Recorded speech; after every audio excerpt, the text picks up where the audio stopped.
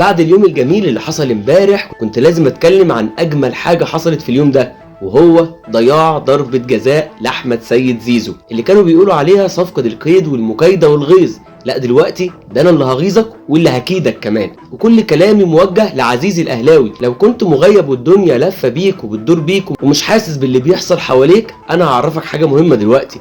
زيزو من ساعه ما جه النادي الاهلي اللي كنت بتسميه هيبقى كابوسي، لعب مع النادي الاهلي 14 ماتش، كسب منهم 6 بس، واتعادل واتغلب في 8 ماتشات، يعني تقريبا اكتر من النص النادي الاهلي مش عارف يكسب ماتشاته. الحاجه الاجمل كمان ان زيزو في فتره اصابته النادي الاهلي لعب كل ماتشاته لا اتعادل ولا اتغلب. يعني بجد ده بقى كابوسك انت مش كابوسي انا. طول ما انت بتدور على الصفقات الملايين والمليارات هي دي هتبقى النتيجه، بس انت اهم حاجه شايل الليله لطاهر محمد طاهر وانت راضي ومبسوط. مره طاهر، مره كوكا، مره قفشه، مره ممكن كمان حسين الشحات، لان انت مش هتقدر تيجي على الصفقات اللي انت شاريها مني، لان انت عارف ان هي جايه عشان خاطر الفلوس وبس. لكن لعيبتك كده كده بياخدوا على دماغهم، وهم عارفين ان هم موجودين عشان ياخدوا على دماغهم. ده بالنسبه لكابوسي اللي اصبح كابوسك، اللي قلت لك قبل كده ان يخلص كاس العالم بس وانت هتشوف ايام ما شفتهاش طول عمرك، وهو ده اللي بيحصل فعلا.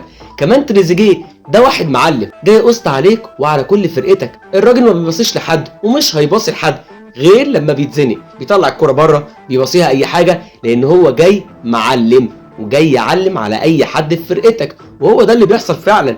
فانت جبت معلمين، استحمل بقى اللي يحصل منهم، لكن ما تقوليش كابوسك واحسن لاعب في مصر، مفيش منه الكلام ده. انت للاسف بكل المصاريف اللي انت صارفها بتقارن نفسك بيا. انا جايب مدير رياضي ببني فريق من اول وجديد، والفرق بينه وبينك نقطة واحدة، بكل المشاكل الموجودة في الإدارة وقلة الفلوس وقلة الموارد، لكن انت عندك لبن عصفور. ده الإعلام لغاية دلوقتي بيطبل لك وبيطبل للمدرب الجديد، ومش عايز يغلط ويشكك فيه لأنه خايف عليك، لأن أي وقعة جاية محدش هيسمي عليه، وكله بسبب الإعلانات والفلوس اللي دايرة عليك من هنا ومن هنا ومن هنا.